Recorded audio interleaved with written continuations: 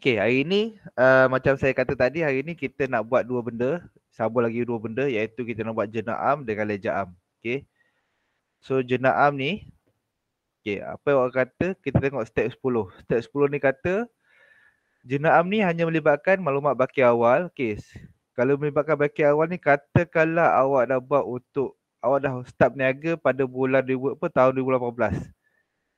2019 awak nak buat, ni nak buat untuk 2019 punya.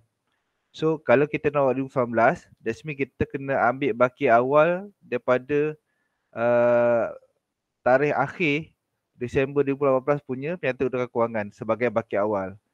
Okay, macam sini awak sebelum ni, dia tak ada buat baki awal sebab dia direct dengan jenaam dia buat benda ni yang tahun 2018 punya. So dia tak ada baki awal. So awak punya adalah advance punya sikit, iaitu kita melibatkan baki awal. Okay. So untuk jenaam, awak hanya melibatkan baki awal. Okay, boleh rujuk penyata utara kewangan. Tadi saya dah bagi dalam grup. Okay, boleh gunakan itu sebagai lampiran. Lepas tu kalau ada tuntutan tunda runcit, ada pelarasan ke apa ke, itu sebagai kita punya jenaam juga. Lepas tu sewa. Okay, ini tuntutan tunda runcit 2018 Maksudnya dua benda je yang 2018. Yang lain ni semua pada tahun semasa, iaitu pada Januari 2019.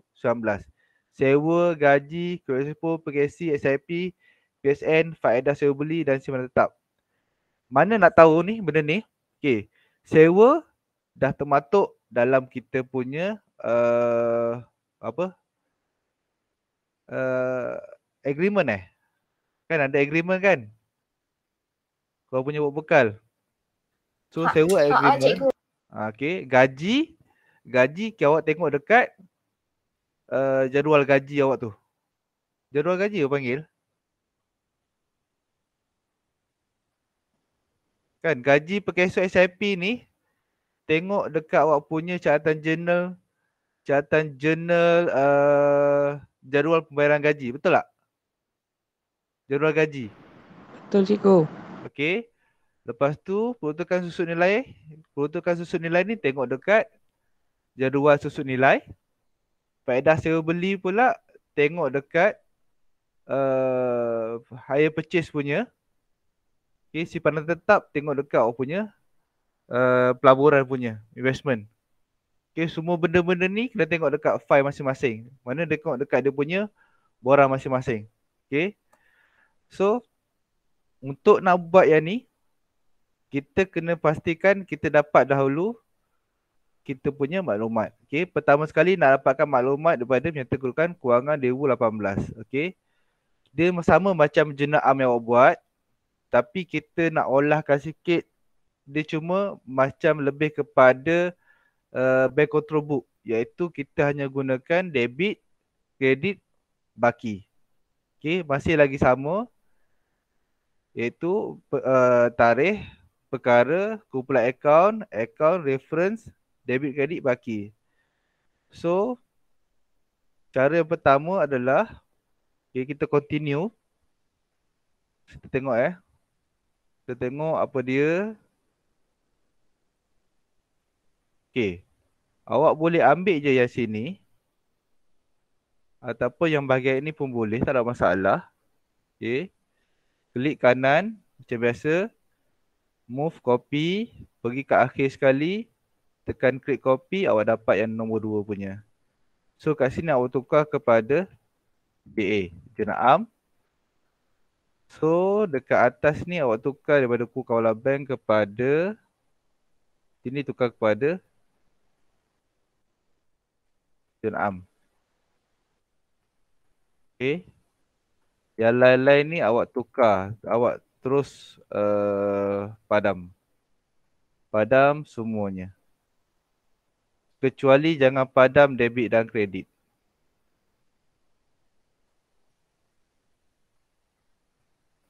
Okay. Right. Okay.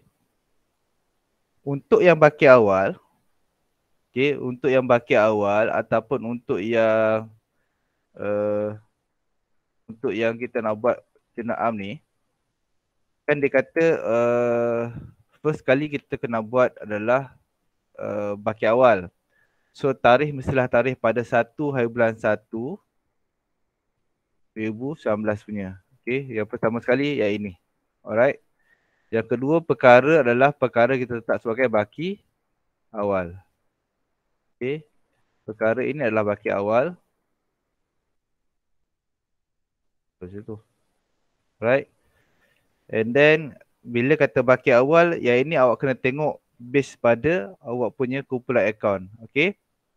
Base kepada kumpulan akaun maksudnya awak nak tengok balik awak punya pianta kedudukan kewangan. Okay, kita tengok pianta kedudukan kewangan. Alright, yang ni. Okay. Apa yang saya boleh katakan, okay, macam mana nak tahu dia adalah bahagian debit atau kredit? Senang cerita adalah, okay, pertama sekali adalah aset. Aset kita tahu aset berada dekat bahagian mana? Debit atau kredit? Aset tetap. Debit. Ha? Debit. Okay, aset tetap akan debit. Tetapi dalam aset tetap dia ada pertukaran susun nilai. Dan kita tahu pertukaran susun nilai ni sebenarnya kita tolak. So cara tak langsung pertukaran susun nilai ni berada kat bahagian kredit lah. Okay.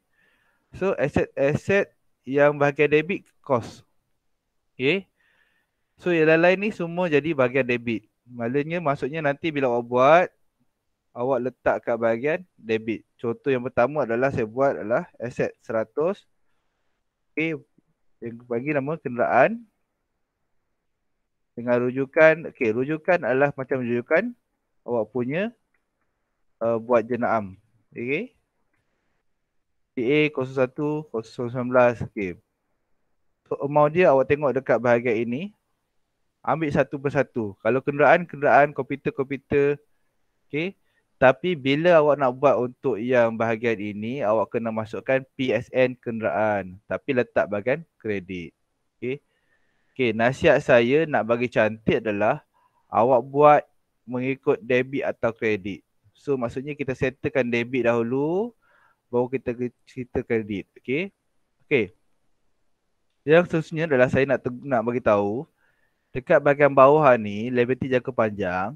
Liability kita tahu, liability ini adalah kat bahagian kredit. Okay, berada kat bahagian sebelah kredit. Tetapi faedah ni dia letak dalam kurungan. Bila letak dalam kurungan, bila letak dalam kurungan, secara tak langsung, benda ni berada dalam debit. Sebab apa? Sifat dia adalah kat bahagian kredit, tetapi dia letak dalam kurungan. So, maksudnya dia letak bahagian debit. So, nanti yang ni akan masuk kat bahagian sini. Okay. Alright. So, amount kat sini letak bahagian debit sebanyak 91,977. Okay. So awak akan dapat amount ini. Okay, apa yang nak buat adalah sekarang ni saya nak awak buat, awak masukkan semua amount dalam ni, okay, kecuali nilai buku bersih, kecuali total, okay, baki yang total ni tambah-tambah ni, saya tak nak. Awak cuma masukkan amount yang terlibat kat sini sahaja. Okay, iaitu amount cost setiap satu, amount PSN setiap satu, amount assets, amount penubuhan yang ni, amount aset semasa setiap satu, liability semasa setiap satu, and then kat belakang sekali, jangan lupa untuk awak tambahkan satu lagi ruangan iaitu bahagian catatan. Okay. Catatan adalah mana kita akan letak kat sini sebagai baki awal. So kita menyatakan bahawa sini adalah baki awal. Okay. Okay. Bila awak dah buat nanti, okay, inilah contoh saya bagi ni. Okay. Bila awak dah buat nanti, awak akan dapat macam ni lah. Cumanya saya nak perbetulkan sedikit. Okay. Bila awak buat nanti, pertama sekali saya nak betulkan adalah dekat bahagian sinilah. Okay. Nak lagi lawa, sepatutnya ni tempat ini berbeza ni. Sorry, buka sini. Okay, sepatutnya sini awak asingkan sebab dia macam awak buat catatan jurnal, sepatutnya benda-benda ini berasingan. Alright. So awak boleh asingkan yang gaji-gaji, yang KSP, yang pekeso, supaya kita tahu, kita nampak ini perbezaan antara setiap satu catatan jurnal. Okay.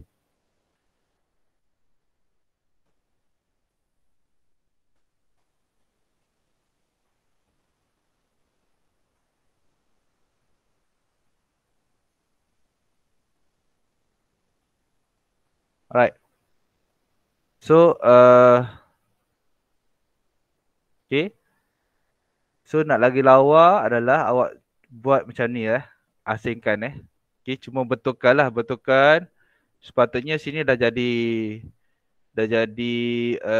catatan jurnal lain sebab ini bukan dari kategori sama. Maksudnya bukan dari segi paket awal. So sepatutnya dari sini dah jadi JA02. Okay. Ni JA02. Okay, ni dah 3, 4. Betul, sini. 3, 4, 5, 6. Macam tu lah sepatutnya.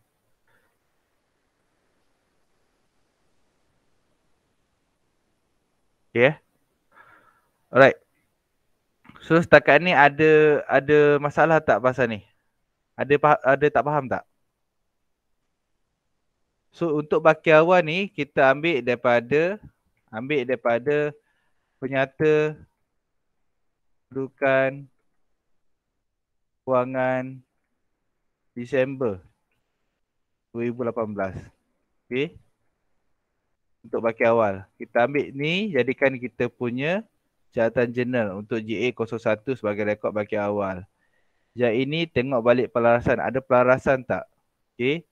Kat sini ada pelarasan. So pelarasan kita masukkan. So dekat sini dia kata pelarasan bagi tunai runcit iaitu untuk terkumpul. Yang mana untuk terkumpul perlu ditolakkan. Tunai runcit pun perlu ditolakkan sebanyak 2780. Okay. Lepas tu yang ni kontrak. Dah ada perjanjian kontrak sewa. Tak bayar. Right. Sama je. Formula stay sama. Okay. Yang ni campur sini semua sama. Alright. And then gaji. Macam biasa. Tengok dekat jadual gaji. Okay. Yang KSP pun sama. Dalam jadual gaji tu ada KSP punya ruangan. Pekeso, SIP. Ini tengok dekat jadual aset. Okay. Faedah sewa beli tengok dekat jadual hire purchase. Macam saya kita tadi. Ini tengok dekat jadual jadual simpanan. Jadual pelaburan.